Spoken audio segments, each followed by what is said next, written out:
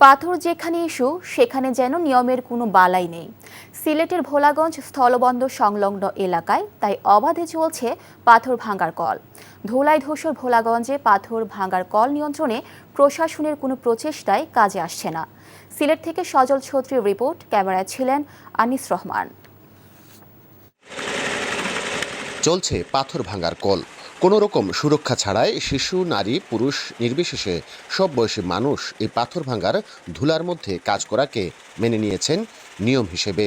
তবে শুধু তারাই নন, ধুলায় ধূসর পুরো এলাকার ঘরবাড়ি, গাছপালা, দোকানপাট, আবাসিক এলাকার পাশাপাশি প্রভাবশালীরা এসব অনিয়ন্ত্রিত পাথর ভাঙার কল বসিয়েছে সরকারি জায়গা দখল করে।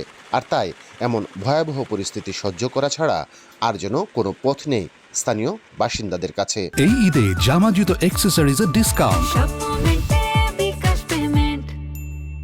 ছোট ছোট বাচ্চার আর খাসি হয়, সর্দি হয়, দুলা নাকে মুখে আমায়।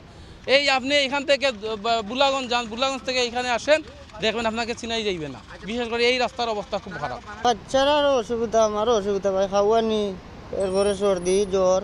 দুলাবালে নিয়ে তো ভাই অনেক সমস্যা আছে। মাল সামান রাখলে নতুন মাল, তারপরে দেখা যায় পুরান হয়ে যাচ্ছে, আর শ্বাসকষ্ট তো অবশ্যই। যথাযথ নিয়ম মেনে পাথর ভাঙার কল পরিচালনা, আবাসিক এলাকা ও সরকারি ভূমি থেকে অবৈধ কল উচ্ছেদে প্রশাসনের অভিযান কাজে আসেনি এখন পর্যন্ত।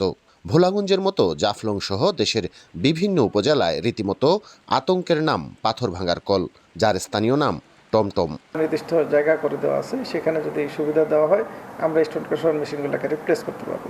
এছাড়াও এখানে বিভিন্ন উপজেলায় স্টোন ক্রাশার মেশিনগুলো আছে, সেগুলোকে আমরা আইনের আওতায় আনার চেষ্টা করছি। আইনি পরিবিধির মধ্যে যাতে তারা কাজ করে সেটা আমরা নিশ্চিত করার চেষ্টা করছি। সিলেটে পাথর উত্তোলন ও সীমান্ত দিয়ে ভারত থেকে পাথর আমদানির কারণে পাথর ভাঙার কাজের সাথে সরাসরি জড়িত প্রায় অর্ধলক্ষাধিক মানুষ। সজল ছত্রী, এনটিভি নিউজ, সিলেট। এই ঈদে জামা জুতো অ্যাক্সেসরিজের ডিসকাউন্ট।